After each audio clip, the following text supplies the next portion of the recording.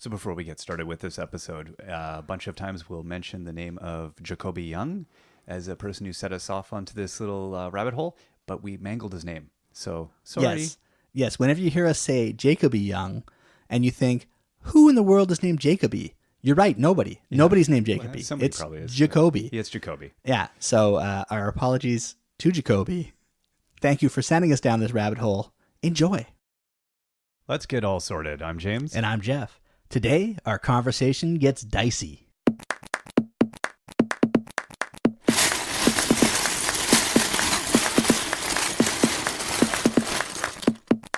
As always, if you want to check out our links to everything we're talking about this show, head over to breakingdads.com. Breakingdads.com. Breakingdads.com. You can also leave us comments there, or to find us on Twitter, I'm at Still Sorting. And please rate us on iTunes. Help others discover this lovely podcast. We appreciate that. We do. Now with all that fun patter out of the way. What are we going to talk about today? Well, it's funny. We just mentioned Twitter, and today's topic comes from Twitter, where Jacoby Young sent us a link to a custom Lego board game, and that got me thinking, it's about time we did an episode on Lego board games. Absolutely. So here it goes. All right. So Lego games, Lego's a company, they've been around forever, but they didn't actually make their own Lego-themed board game until 1997. They left that to other fanatics. Yeah, well, I mean, there's Lego chess sets and things like that, but not a, hey, this is Lego and this is what we're about, and you should play with Lego in this prescribed way with this rule book, and it's Lego. So they made Lego Time Cruisers in 97. And I'll give you the plot of this one because it's so Lego-y, Lego-y. It's like Legorific. All of those are words. They are. Dr. Cyber has discovered time travel. Unfortunately, no one on Earth believes him. Your mission is to prove to the world that time travel really exists. Grab your gear and get ready to visit 4 awesome Lego worlds: Castle, Space, Wild West, and Aqua Zone. You must collect 1 artifact from each world and bring them back. Do this, and the whole world will believe in time travel. Okay. Simple, right? It sounds it. Like the premise, you don't get much more Lego than that. You've got a character that's like, "Hey guys, I invented time travel," and everybody else is like, "Meh." That seems like a natural reaction. Yeah. So with all this theme, I'm gonna guess this is a roll and move play. Game? That's pretty well it. Yeah. You roll and you move and you collect pieces, and then you be the first one back. Everyone cheers in a family way. I think so. But I mean, the playing pieces are minifigures, so that's awesome. Yeah. And that's about it for that game. I mean, there's literally not much more to say about it. The next year, I guess they had so much fun with Lego Time Cruisers that in 98, they released Lego Treasure Quest. And this is an interesting board game in that there's no board in this board game at all. Yes. Ooh, what do we have? This is it's all in the title, Treasure Quest. So the non-playing person, aka the parent, hides a bunch of cardboard keys all over the house, and then and to help with this, they give you door hangers which you can put on different doorknobs in the house to designate that room is now the swamp or the desert, or wherever they might find a certain key. Okay. And then you hide several copies of that key in that room. And so all the participants, let's call them children, go ravaging through your house, going through your underwear drawer, flipping over dishes, trying to find these cardboard keys that you so well hid, to be the first one to get 3 different keys. 2 thoughts here. Mm-hmm. First is, this sounds like, hey kids, pick up your Lego. I could see it as a way to get kids to clean, except that kids' brains don't work that way. This is more mass. This is more, like, oh, there's some toys over by that bin. I could put the toys away and maybe find a key, or I could take the whole bin and dump it. Exactly. And definitely find a key. The second thought is, this would be really weird to play with adults. It would be weird to play with adults. That could be. I don't know. I'd like to find a working copy, because the cool thing about this is once you bring back the 3 keys, you put them in an electric treasure box. It's like a treasure box that's a tiny treasure box size, but it can tell when 3 different keys are inserted into it, and then it opens up and plays a song. Yay, you win! And there's a treasure inside, which, since it's called Lego Treasure Quest, of course the treasure is pieces of cardboard. What? That is the most anticlimactic. It really would be for me. Did but I that- could see if you did it with parents and you put like actual money inside. I'm guessing they did not actually go into the game community and think, hey, we should just hire a guy or a gal to come and make games for us. Yeah, I don't know. This seems very in-house. This seems like somebody had an idea of what games were and thought, we can make games, right? We are Lego. We make toys. Kids like to move around. They're the same thing. Yeah, so, I mean, they did it. Yeah. So that's a good All thing. right, well, that's... And then, what next? So I think after having a game that had no Lego in it, the next year in 1999, somebody said, hey, why don't we put Lego in a box and call it a game? And that's how Lego Constructionary came about. It's Pictionary, but you've got a limited supply, only 37 pieces of Lego to build everything on the cards. I'll give this that's a little bit more interesting. It makes sense, that one. Yeah. I looked at the part list. You get like 4 wheels and 4-wheel rims, so that's 8 of your 37 pieces. You've got 2 minifigures with hair and accessories, so that's another 16? Yeah. No, another 10 of your pieces. Yeah. So what else is left? That's 18 pieces of the 37. Yeah, you've got 4 different colors of 2x2s, 2x1s, and 2x4s. So that's a good chunk, and then you've got a couple antenna and some other weird pieces, but so there's 3 words. Yeah, I don't know, but I mean it's Lego, so you can do it. I mean that's the great thing about Lego. It's true. No. Is those 37 pieces give you a lot of options. It does. But maybe not for like I could see kids being very successful with it. Yeah. Oh, that's a airplane when it's like Right. 4 pieces tied together. Yeah. I could see adults going, it's blocks stuck together. Stuck together blocks. Yeah. Because adults are. And I get at the end of the day, but is it fun? I don't know. I mean, that one could be amusing. Pictionary is fun.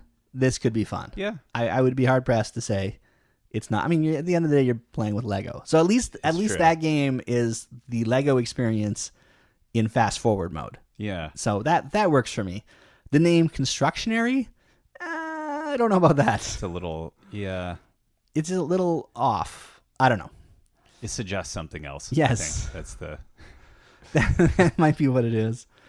And then in the year 2000, when the world did not collapse, which is nice. Right. The computers did not take over. We're still here. They released Lego Soccer, or at least the first set of Lego Soccer. And they released several different Lego Soccer sets, which I'm sure was called Lego Football in the non-North America Right. area. But they released several between the year 2000 and the year 2006, and you can combine them all into a big giant soccer field. It's basically a Lego version of table soccer, where you've got the guys on the springs and the little divot by them, so the ball always rolls to their feet, and you try to move it up the field and kick it in the goal. I think given the worldwide popularity of the sport, is a good reason this lasted 6 years. Yeah. I mean, it was 6 years, not a bunch of sets any year, and I don't think even consecutive years with sets. Oh, okay. But still, I'm sure it did well. It limped along. Yeah, it was out there, and it's fun. I mean, who doesn't like to?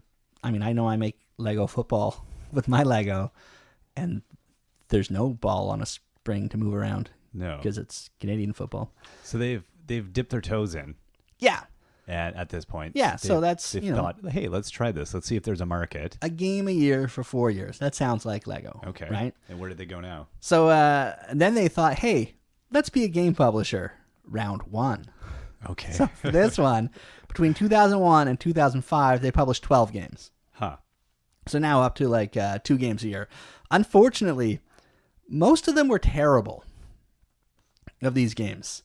There's a lot of people out there going, what? That was the best game I ever played. It's possible, and if that's the way you feel, like again, it's really tough to review old kids' games. Right. Because I have a hard time picturing the world at that point, but it was the year 2000.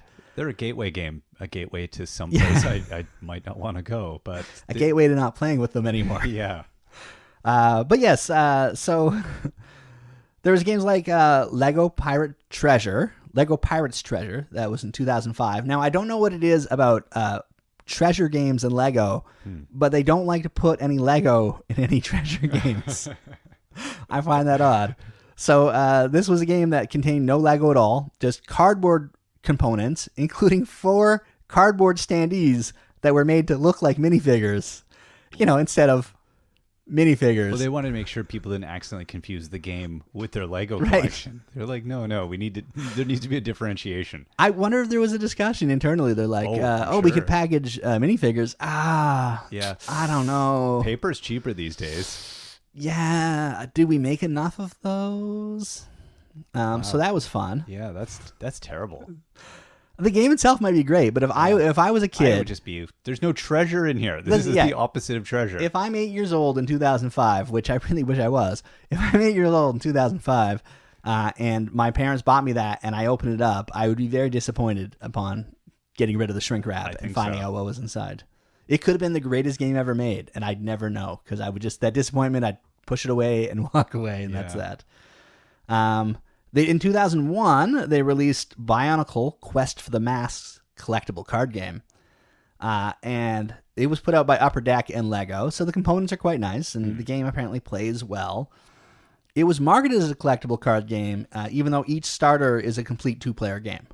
Okay. So you don't need to buy the boosters to play the game. Now, of course, you could buy the boosters, and that increased the game options, but it wasn't required. Which seems kind of nice. Yeah. If you're going to put CCGs on kids. My main reason I imagine they put the word CCG by the end of it was Marketing. Well, it was 2001.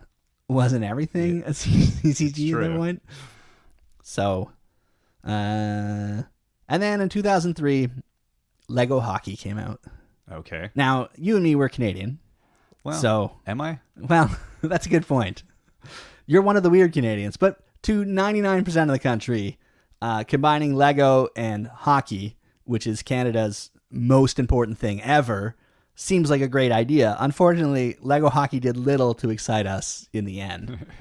They did 2 different versions of Lego Hockey. One was like a worse version of table hockey, where you had minifigures on wands, and you could kind of scoop the puck towards the goal.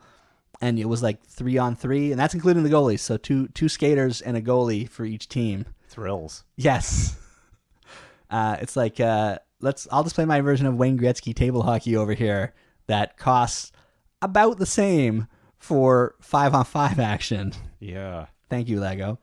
And then the other was Hockey Slammers, which was weird Technic-built hockey robot-y looking things where you slam down on their heads with your fist, and then it makes them shoot the puck.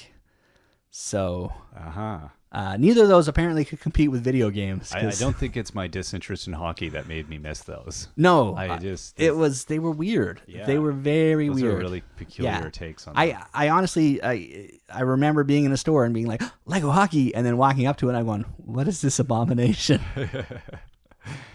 This is barely Lego and barely hockey. I don't understand. I think the market agreed with you. Yes.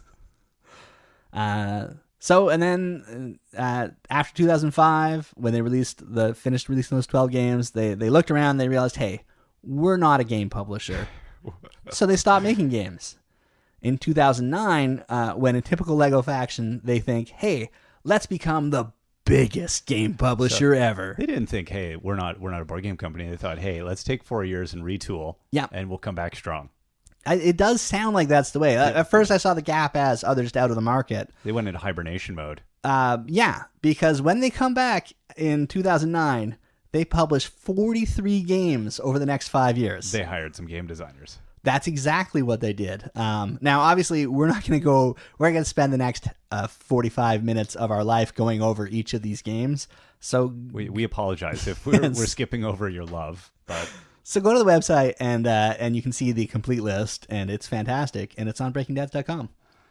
But what they did, yes, is they hired a board game designer named Cephas Howard to develop some board games. So he started work at Lego in 2006. So 3 years before they produced anything, they had somebody on board trying to figure out what the Lego game system was. Then they also brought in famed game designer Rainer Knizia, who, if you know board games, you've heard of him, because he's made, I think, everything. It's every game ever made. Like 500. Yeah, it's a ridiculous amount. Yes, he produces more games in 1 year than Lego did during this period. Yes, there is Lego. Yeah, possibly not.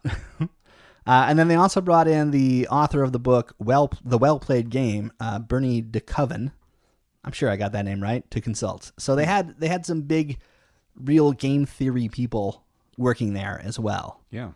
Now, Reiner Knizia is often credited as the co-designer on 3 of the games in particular, Ramses Pyramid in 2009, Lunar Command in 2009. Those were both launch games, so I could see why they were trying to attach his name to them. And Ramses Return, which is the quasi-sequel, not quite sequel to Ramses Pyramid, and that came out in 2011. However, within the package himself, he's not credited on any of the games. In fact, nobody's credited on any of the games. And apparently the design process at LEGO was much more organic than 1 or 2 people coming up with an idea and developing it and pushing it through. Everybody in the design group shared ideas as a team, and then they passed all these ideas through to kids to play test the games before they were ever released to the public. So it was much more of a, here's a concept, let the kids play it. They have questions and feedback, refine it, let them play it. And there wasn't any one person overseeing any one game. Not so much designing a game as asking kids what they want and then giving it to them. Ice cream? Here it is. I don't know. I feel like you sometimes need a team captain on these things, or you lose the... I don't know. It seems like a weird game design by committee. Yeah, although I can see what they were trying to do, because LEGO wasn't really trying to make a game. They're trying to make a LEGO product. Exactly. They're trying to make a much like the LEGO system of play. Yeah. We have all the pieces that fit together. They were trying to make games that were a game you could play, but then also a starting point for something more. And I think this is the weird part for me about LEGO and games. It's like they're mashing together 2 things that there's interesting things that we'll get into, but as just concepts, they're kind of far apart, farther apart than I think they realized. It seems natural. Oh, toys, games, same thing. Yeah. They both inhabit a place in our home, and we do them with children, and it's wonderful. But I don't know. Yeah, in general, LEGO does better with a freedom of rules. Yeah. Like freedom from rules. Exactly. And if you inspire imagination. Exactly. And all that, whereas board games work better as a rigid structure of rules. And the more rigid, the better. Yourself to. Yes. It's like, here's the process. You're either going to enjoy it or you won't. You'll internalize it. Yes. And then you will have become the game. So I could see that. So because of those reasons, I think we end up with a bunch of games from this period, and outside of the Heroica series, which is something very different. We'll talk about in a second. They're all basically a variation of roll and move, and they have very low ratings on BoardGameGeek.com. Which, and I agree, the games aren't great fun for adults who want to win or lose based on their own skill and decisions. Right. But for kids, randomness equals fun. Yeah. It's just the way it is, as long as that randomness mostly happens to the parent. Yeah. And happens in a good way for them, which it often does, because when you play with very small children, you cheat for them. Exactly. You go, oh, roll again. You get to roll again. Right. Because I wanted to have fun with you. I don't want to listen to you cry for 10 minutes about this. So in a way, thinking of them less as games and more like toys with game-like elements. And that's, I can see like Board Game Geek people not seeing that. Yeah. Because as a game, it's probably objectively awful, but... And they're not even awful. It's just that they're games that you could build a robot to play the games. Your because average Board Game Geek user is not the target audience. Right, exactly. Yeah. In which case, kind of missing the mark on even ratings Yes. as a game. It is an interesting exercise. In general, kids' games on Board Game Geek, we've talked about this on our Epic Gumdrop podcast. Hardcore game-playing adults rating light fun fare for children is probably not the way to go. No. It's like having a film school student, rate a, not a Pixar movie. They generally do very well, but the schlocky kids cartoons that are on at 3 a.m. Exactly. Yes, Hercules is terrible. Actually, they might think that's the best thing ever That's and true. come up with very philosophical reasons for it. Film school. The worse, the better. But anyway, even during this era of not that great games, there are some nice highlights. They did make a licensed game for each property that they could. And while none of the games for Harry Potter or Lord of the Rings or Star Wars or Batman are phenomenal from a gameplay standpoint, each comes with micro figures, which were new to the board games. So they're mini figures that just have a head and a body with no arms, but they have versions of the famous characters for those licenses, and so now Kind of cool. I must own them all. You must. And it's really annoying because like the Batman game had a super tiny Nightwing and a super tiny Batgirl, and I didn't know the game existed when it came out, and so I didn't buy it, and now it costs $1 billion. And even give if or you found a take. used copy, a good chance it might not have all the minifigures. If I found a used copy, I would be excited, and yes, it probably wouldn't. But if it had any of them, I mean, just buying them online alone is, I don't even want to look. I don't look because it gets it's depressing for like 1/1,000,000th of a penny's worth of ABS. Like, I can't get that much for my house. I can't do it. It's not that bad. I mean, it might be like $7 for microfigure, Yeah. but that's still $7. Well, that's ostrich money, man. Exactly. So those are fun, and that's a good reason to own those because they're really cute little reinterpretations of the characters in micro form. They other highlights, Minotaurus, which is actually a game I found for under $10 at a store, and my kids, it was complete. I've never seen a Lego game used with all the parts in it before. Yeah. It was very impressive, and my kids love this one. You roll the dice, and you either get to move your character towards the goal, or you move a barrier to block the path of an opponent they always team up and block me. Right. Or you can send the Minotaur off to eat the opponent and send them back home. And again, always against me. And they love that. You know, as long as they can beat Dad in the game, they're having a good time. And then here's a game I wish, again, I knew existed when it came out in 2010. It's called Shave a Sheep. For the name alone. Oh my goodness. But, so that's the name. And then you have to think this is Lego. So you get cute little brick-built sheep that have wool on them, and you're trying to be the first person to shear the most wool from your brick-built sheep before your opponent does, but watch out for that big bad wolf. Gameplay involves rolling a die, seeing whether you get to shave the sheep or send the wolf. It's really... That's still cute. Yes, it is. It's undeniably cute, this game. I was very happy with it. 2009, they also, the year that they started this range again, Creationary came out. Okay. Which is a much better name than Constructionary. And it also gives you, so again, Pictionary with Lego is back, this time with a lot more bricks to build with. And a ton of different cards for things to build. Very abstract things from like building a toilet, which is not something you'd normally build out of Lego. To your standard airplanes, vehicles. So you roll for a category. Each card has 4 items, one from each category on it, and then you build. That could be fun. Nifty fun is what that is. And it's a game you can play with very small children. There's no reading, so that one's fun. How many bricks did that come with? I couldn't get a piece count on it, but more. A bunch more than 37. Yeah. And then 2011 they released Lego Champion. And this game is another game that I own. Actually, I think my mom bought this game for us as a family. And I like this one a lot. It is a simple game. It's basically a race to move forward by completing one of 6 random mini games before your opponent does.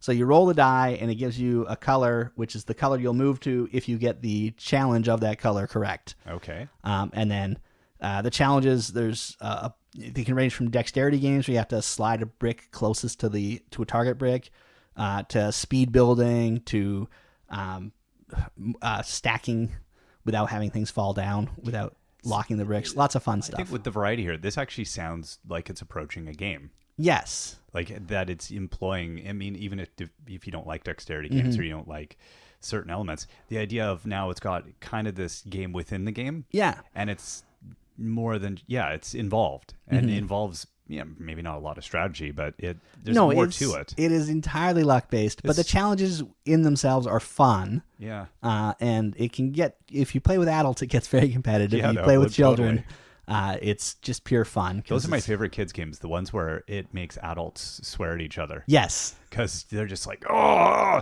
but that's a fun, that's a good game. And then kids love it just because they love it.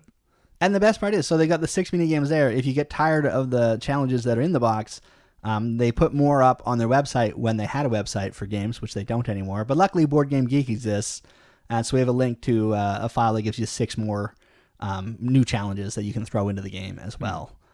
So fun times on that game. Yeah, I like that one a lot. The other nice thing too, that's and again, if you listen to our Epic Gumdrop podcast, you've probably heard me say my oldest kid doesn't like to play games. Right. He doesn't like to compete. Yeah. Too much tension for him. But he plays Lego Champion in that he's the judge. So whenever an event requires an impartial outsider, like maybe to construct something we all have to build, right, he takes that job on. So he gives him something to do during the game, and he's part of the family and playing with the family without doing all the things that he doesn't like to do. He's a future Supreme Court justice. Yes. That's what the sounds like. Yes, I will make the decision, and no, you can't film me making the decision. Right. That sounds right. Yeah, and then there's Heroica, which is sort of a sub theme within the Lego games theme, and was probably their most successful of all the game ideas. They released 5 sets between 2011 and 12, and it's basically a very simple adventure/light role-playing game system, right? So you could play each of the sets separately, or you can combine them into one big epic game. It had some interesting ideas, like your character stats were kept on a 4x3 structure that you attach things to. So it showed your health, showed how many enemies you defeated of what type. It had all your weapons and potions that you collected and treasure that you collected throughout the game. They call that the Hero Pack, and it's a nice little visual, but it's basically a 3D character sheet. So that was a fun idea. If you didn't like how the game played, it's another game where there's lots of tweaks for adding depth that you can find on Board Game Geek. So people have turned it more into a platform. It's like Descent Light if you play with all the add-ons. Right. Much more character building and I'm just gonna say depth, for lack of any other words. So they learned. Yeah. But it's interesting that it just kind of, it was short-lived. It was short-lived in that the line died. Yeah. Very soon after that. So, I don't know. I don't know if you'll see a comeback for it. Yeah. I think there's people out there that want it, but at the same time, it's Lego. The nice thing is, if you have your Heroica microfigs, make up your own rules, add your own additions. Think, what would Lego do if they were going to do more? And you can do it. And it's I think for, there's going to be a generation of kids where that was their introduction to role-playing. Right. And that's going to be a fun thing. That'll be kind of cool. Yeah. We'll see. They'll grow up to do great things in the world. I would hope, some of these I look and go, oh, well, it doesn't seem like a prolonged commitment on Lego's part to, an idea or whatever. But you see that with a lot of the stuff. So it really is well within, Lego probably thought nothing weird of it. Okay, we'll do this 2 years, then we'll cancel it. I don't know. I think they thought, because if you look at, as we do these podcasts, when you look at the things Lego did in the 80s, in the 90s, it was very much let's do this, and pivot quickly, try to do something. The stuff they've been doing, like when they started this in 2009, they were 3 years in at that point. Right. So that's 3 years of hiring staff, of developing ideas, of testing those ideas on actual children, which sounds terrible when you say it like that. But seeing, is this fun at its core? Yeah. And I think they gave it their best shot. I have my own theory on why the games didn't work, and that is much like when food brands branch out of something from their aisle into some other aisle, right. The people that buy it don't know what to do with it. Yeah. Right? So if you're a toy buyer in a store, do you take away shelf space from Mattel and USAopoly to put the Lego games on the game shelf? Yeah. Or do you put them on the Lego shelf? Now, if you put them on the Lego shelf, is the people that want to play that, are they going into that aisle? The people that don't want to play that, are they going into that aisle? Yeah. Are you taking away shelf space from other Lego sets that would sell better than these Lego sets? So those are all the I think people just didn't know what to do with it. Jell-O makes pasta now? Yeah. It's a little bit odd. Yeah. You go, I could give this a try, or it could just be terrible, or I could just buy other Lego. And they're expensive for board games. Right. Right? Because you've got Lego ABS parts, which have a premium price on them, as opposed to cardboard punch-outs that are mass-produced. So it's... I wonder what the overlay between the two groups, people that, collect and play with Lego, and board gamers. how much overlay is there, and can your passion sustain both? I mean, are you anomalous? Well, quite honestly, if I didn't have you to buy board games, I think, because if I had to choose between buying a board game and buying Lego, we pick up half the burden. So I think that's why we work well. One person couldn't do it all. No, but there's definitely an overlap between people that love Lego and people that love and play board games. They love play, as we will see here, because playing games made by Lego might be fun, but playing games with Lego can be even better. That's a nice little tease for the words I'm about to say. All right. Then I ruined it by saying that last sentence, and then I didn't help it by saying this one. Okay, since I'm getting off track, let's go back to where we started. And if you want to check out the link that Jacob E. Young sent us, this gives you the tweet that sent me down the Lego board game research path, of which I'm mangling the English language. I apologize in advance for future terribleness of words. Do I have to apologize for the sentence that was my apology as well? Tell us about the Wand of Warriors. Oh, thank God. The Land of Warriors, or the Land of Warriors. The Lawn of Warriors would be worse. The Land of Warriors. And this is by Croft Studios. We have the link to their YouTube video explaining how to play this game. And I will say, this is an in-depth game. Like the guys who put this together, they put a lot of thought into it. Mm-hmm. I'd call it advanced heroica, as there's lots of fun ways to. The idea of this is you're trying to destroy all the other opponents or collect the most good treasure before they can. Yeah. And you can kill cacti, and you can launch yourself across the board with a catapult. I mean, there's some cool things in there. There are some cool things. Yeah. So check out the link. There's a lot of detail. Yeah. I don't know if it's a game I'd play myself. There's elements I liked. Yes. Of it. I think whether the setup would be too much to make it fun as a thing, and whether it was just fun to build the whole board. Yes.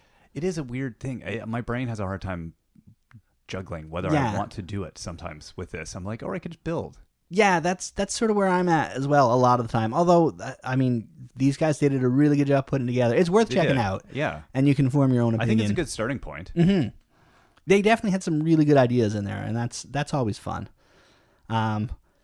So if that's not your thing, if killing your friends and surviving in a deserty, jungly wood world is not sort of the fantasy side isn't for you, maybe you like the idea of a small group of tanks and soldiers going up against one giant mammoth tank in a kill or be killed scenario, then you should be playing Ogre by Steve Jackson Games. If you like the idea of making your own models for this war game out of Lego, then you should be playing Lego Ogre. We have a link to a place that shows you some of the models you can make with Lego for that game. And this is a game, I've been in game stores and I've seen the box for Ogre, which is a ridiculous box. There's usually a big, dude who was jacked on steroids benching it in the corner. Yeah. Because it's huge. Like, that when the store received that stock, the delivery guy hated them. Yeah.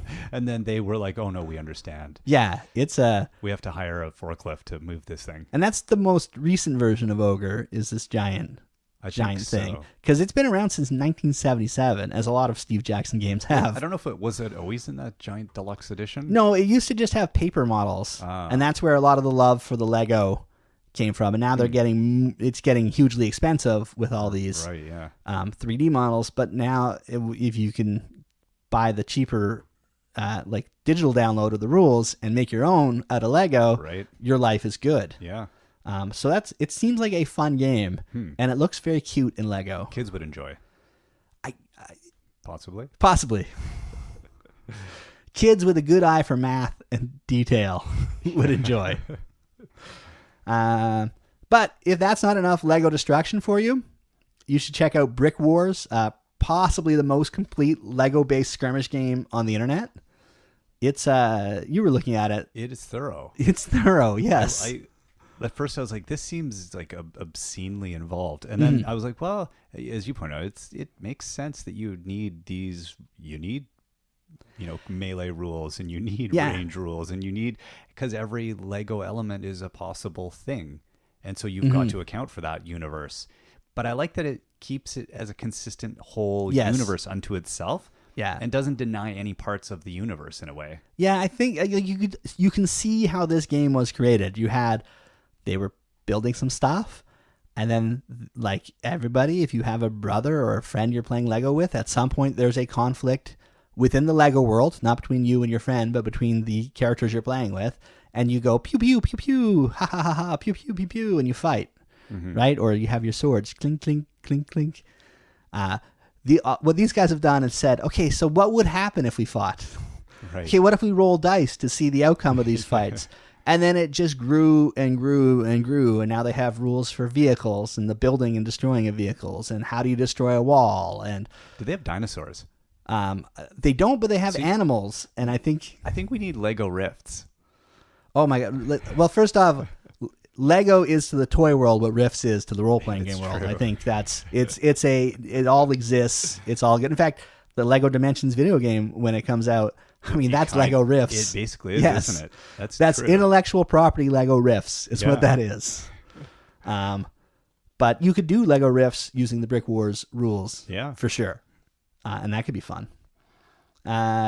They also have a huge long list of links to other brick-based war games. Be warned, though, I think they last updated the site in 2006. About a 5% active click-through rate.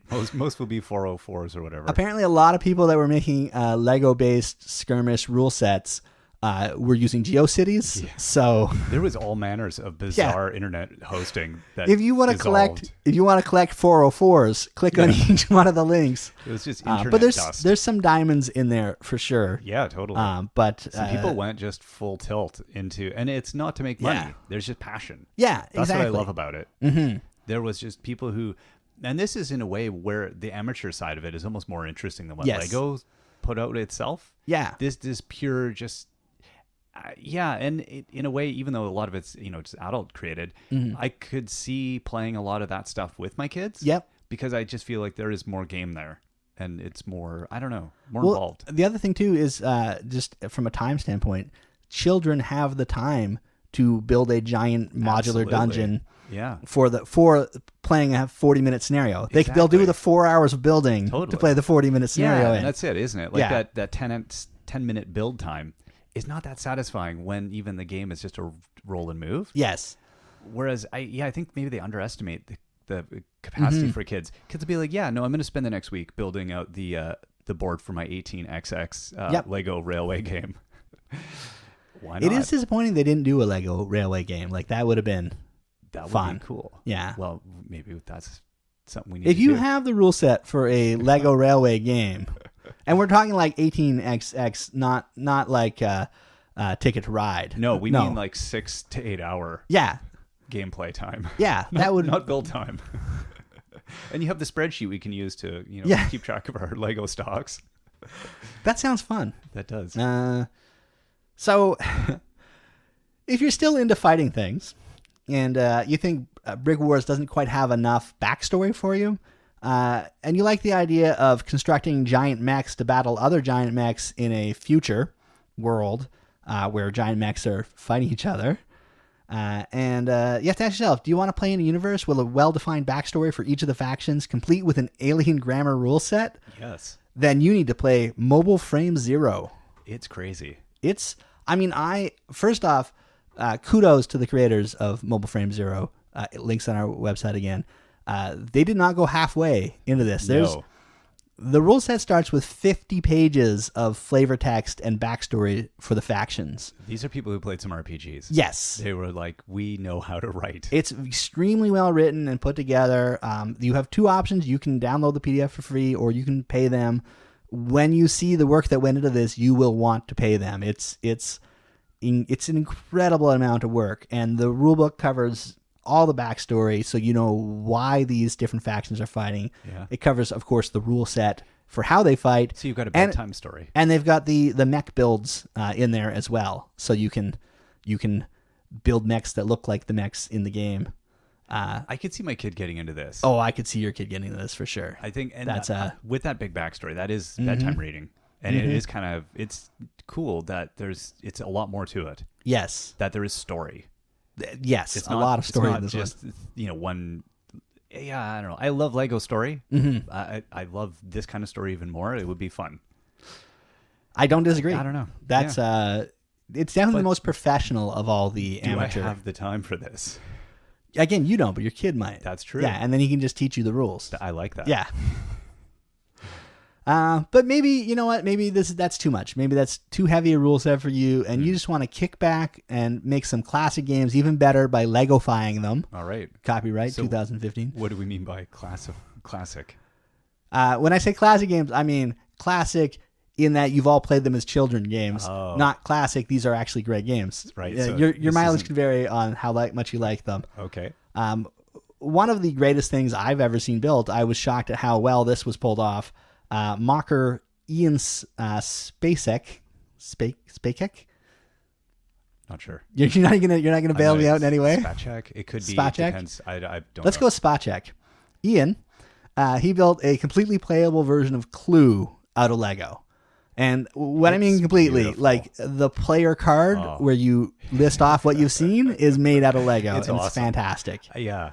Yeah. Yeah, I like that he didn't just abbreviate that. He just went whole hog and went, Yep. okay, I know I'm going to need to make it like 18 inches long. And Yes. It's cool. It is beautiful. I want to play that. And the board's so nicely. It's yeah. gorgeous. Yeah. That was one of the first ones where I really thought, okay, he nailed it. Like that almost looks like a Lego property. The only problem with finding this is because we plan on doing an episode in the not so distant future on Epic Gumdrop on the game Clue. Mm-hmm. I don't know if I can play the non-Lego version anymore. Now that you've seen it, Yes. I feel it's ruined it. The game board's beautiful. It's gorgeous. with the rooms and Yeah. So great job. I'm impressed. Links again to his Flickr. I if you think want. he set the bar though. Now, Yeah. and everything else after this was amazing. And You might want to impressive, click on this but- one last. I agree Yeah. because it's not because he didn't just recreate the board. He took the spirit of the board and the Exactly. card and translated it into the spirit of Lego. Life if that is a makes series sense. of disappointments after Yes. you've seen this. Would that be setting it bar too high? I don't know. I mean, but people often think that life is a series of disappointments around us. So it's amazing how often I hear that in casual conversation. But then you got chess, battleships, Monopoly. There's a link to a video where people did some very nice versions of battleships and Monopoly and a chessboard out of Lego. And take a look at that. It's a nice little video with some catchy music in the background. Creatively, they're well done. Yeah. I mean, they're no Lego Clue, but No, that's sick. Man. Click on the second link first. there you go. And then, you know what? If you're like, hey, Lego, you should have never have gotten out of the Lego board game business. You need to get back into it, and you just need to pick games that people play instead of trying to make up games. If you like that idea, you can head on over to Lego Ideas and support a couple of projects going on. One is Lego Catan. That I was torn on it. I was so torn Because it looks glorious, It looks glorious. but it's completely impractical. Yeah. Yeah. Like, first off, because Catan's not a tiny game in terms of components No. and size. And it's modular. Yeah. So that your game board changes all the Which time. makes sense. I mean, Lego modular, yeah, go for it. How expensive would be replacing the cardboard with ABS pieces that you construct yourself? I don't know. It wouldn't be pretty. But it looked cool. It looked really cool. I was impressed by it. The minute I clicked on that, I was Yeah. I was like, whoa, I would not have thought of doing that. Yeah. But as a modular game, that's somebody who really loves Catan. Yes. I think when you look at your immediate reaction is, oh, I want that. But if they ever put it for sale, you'd be like, I'm not spending that. I want that, but I don't know I want to play that either. I think Yeah. just as an object, it was beautiful. Yes. I was so impressed with the execution on it, but I don't know that I don't know. I don't pull Catan out enough Right. as it is. Lego Catan seems like a lot more involved. You think the setup time on Catan is bad. No. Okay, kids, let's start building. And then another one you can support is Lego Monopoly, which is the game of Monopoly. There's so many versions of that I guess they thought, hey, let's have a... Why hasn't USAopoly done a Lego Monopoly version yet? Do you think that's They couldn't get the production cost down to nothing. probably what it is? It would But I be mean, a pricey. cardboard version where it's like Mm. you would have, like instead of the streets, you'd have like a pirate area, and it would have different pirate sets and castles. And Had they got on this in the 90s with their cardboardy stuff, maybe Lego would have been more open to it. I could see now Lego being like, yeah, no, that's no. But interesting. Yeah, surprising in a way. Yeah. How come they haven't done a Lego version of Guess Who? Where you could just have minifigure heads? That would be kind of cool. You know, is your person yellow? No. Click, click, click, click, click, click, click, click, click, click, click, click. So they're from the Belleville line. Yes. It's a licensed one, they'd say. Is it Patrick? Was it Patrick Panda? No, Patrick. I'm thinking of the Fabuland. Oh, because I sent you that link this morning to torment me. Yes, because you have a love-hate relationship with Fabuland, don't you? Yeah. Like, you love it, but it haunts your dreams. Yeah, it does. Lynchian beauty. I love it. Yeah, I love it. I want more of it. That's going to be our ongoing theme for the next couple of years. Fabuland? Yeah. I don't know that I want to go and spend the money to go and acquire all the Fabuland, but I will admire it from afar. I'm going to win a giant lot of Fabuland. If anyone would like to send me Fabuland, this is my new plan. Yeah, if you hate your Fabuland. No, one night I'm going to break into your house when you're asleep, and I'm just going to line Fabuland guys up all around your bed. So when you wake up in the morning and go to stand up, Christmas. That's what that would be. It'd be like, and then, the Fabuland fairy was here. And or chef. And how do you get in my house? How much did I drink last night, you'll think? That was creepy. Yes. So we probably missed, there's so many games. And Legos, I think they executed well in that last wave of games, except for the gameplay itself. Yeah. But they did as good a job as they can do. I don't know if they'll be back in board games at any point in the future. Yeah. They can't resist. I'm sure they'll be. Yeah, that's true. Board games are so big right now that they must be thinking. They'll find a way. Yeah. Yeah. I think, and thanks again to Jake B. Young for sending us down this lovely little rabbit hole. That was fun. It's a good little time. Yeah. Who doesn't like board games? No. Evil people, that's who. That's who, exactly. Yeah. If you have a favorite Lego board game, either an official one or a mock, let us know in the comments or hit me up on Twitter. Again, I'm @StillSorting. And again, if you've enjoyed listening to this, or if we've now haunted your dreams with Fabuland, rate us on iTunes. Don't listen to these guys. They talk about Fabuland too much. Ooh, a Fabuland board game. Where, like, you're anthropomorphic animals and you have to, take over a farm or something. Maybe there's some pigs leading a revolution. I'm not entirely sure. This Orwellian nightmare you're creating. Perfect. Well, until next time, I'll continue having nightmares. I'm James. And I'm Jeff.